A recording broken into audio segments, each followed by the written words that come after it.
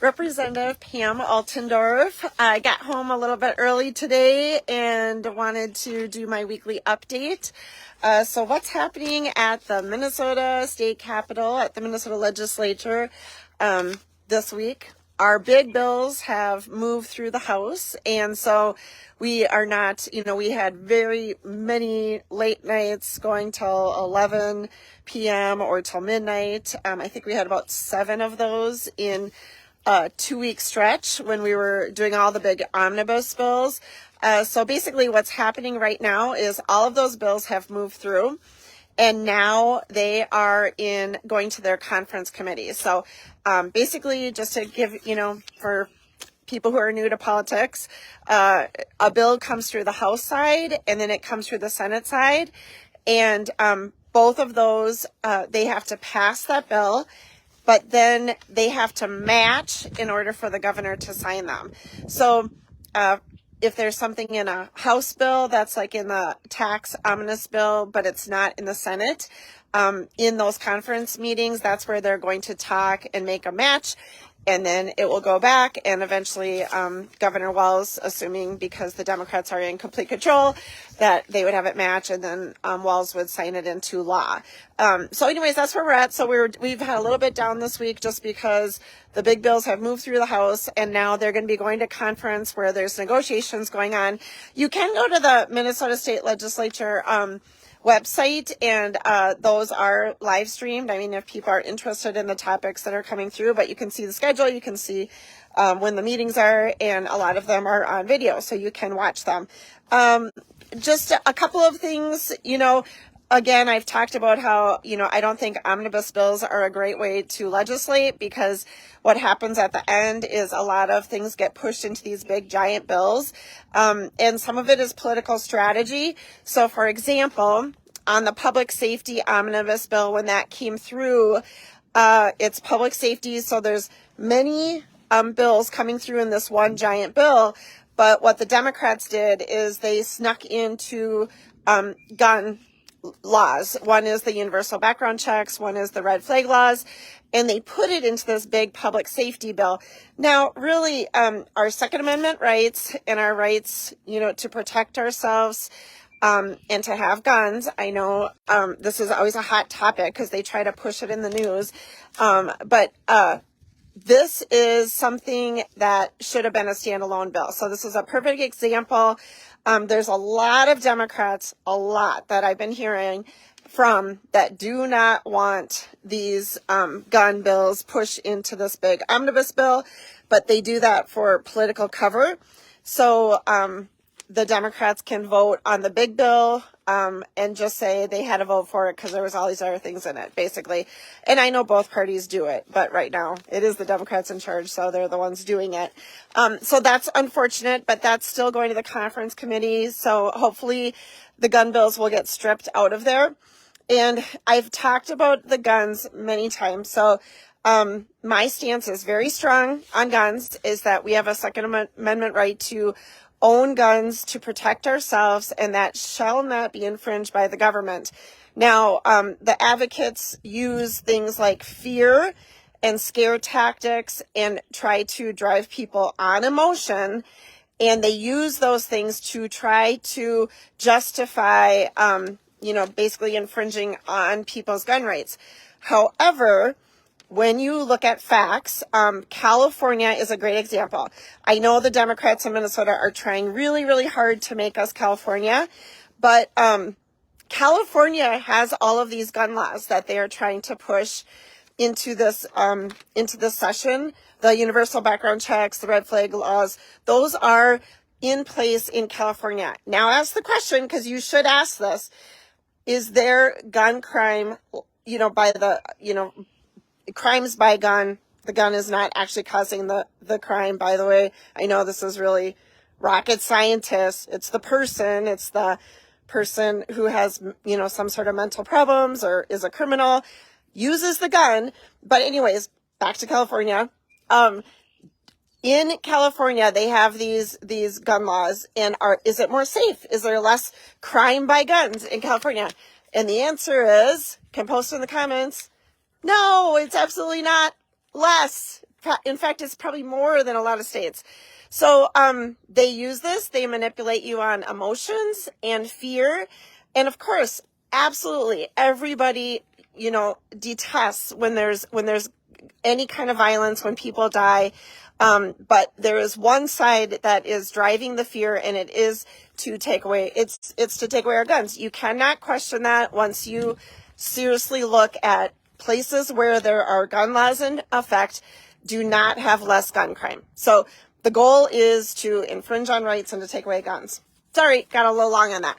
Back to the omnibus bills. So that's one example where it's very unfortunate that they're sliding very controversial bills into big omnibus bills, burying them in the bills. And it's not, it's politically, it's not correct. It's not how it should be done. And another example, there was a press conference today, on the charitable gambling. And, I've worked hard to have a good relationship, with the Prairie Island tribe, which is right here in my district. And I think I do have a good relationship with them. And so it's unfortunate. I really feel like the Democrats are putting everyone in a bad position. The tribes, I feel like, are getting put in a bad position, and the VFWs and the American Legions and the bars and the restaurants who have been, getting money from this charitable gambling with electronic pull tabs. They've been doing this. And, the people in my district, they give thousands and thousands of money back to schools. I was talking to the VFW yesterday. They bought calculators for a school. They bought, someone bought mats, for like on the walls behind the basketball hoops. They've bought playground equipment. They brought a band trailer.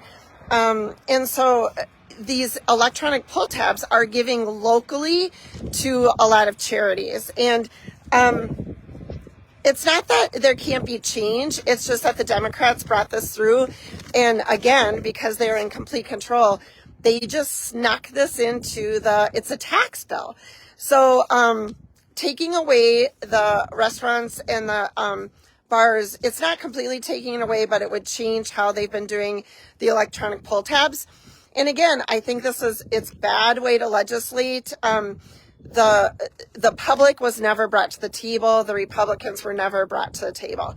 And so that is my stance. It's not that there can't be change or negotiation or let's talk about this. Absolutely, that's what we're supposed to be doing. We're supposed to be coming to good solutions for everybody. However, that didn't happen here.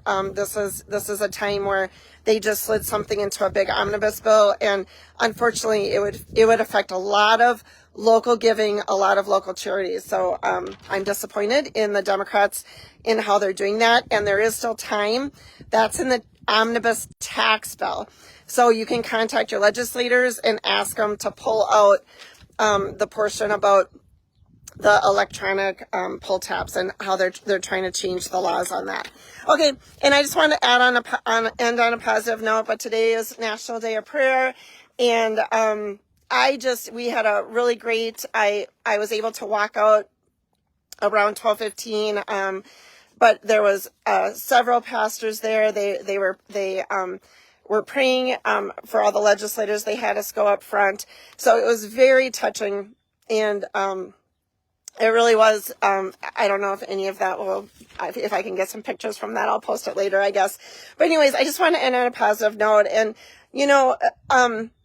one of the pastors, he read the verse about, God says, if my people will humble themselves, pray, seek his face, and turn away from their wicked ways, then God will hear us, he will forgive us, and he will restore our lands. So I think that's a very powerful verse, and that was one of the ones that was read here today. But think about that. The answers are not always in government. Government can't fix things for us, but we can fix things in our families. We can fix friendships.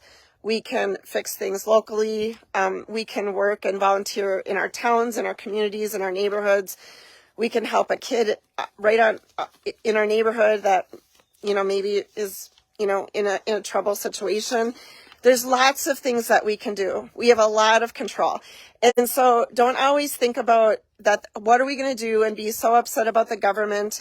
Don't be so upset about what's happening in Minnesota. I'm not naive. I know it's not been great if you're a conservative and you value our freedoms.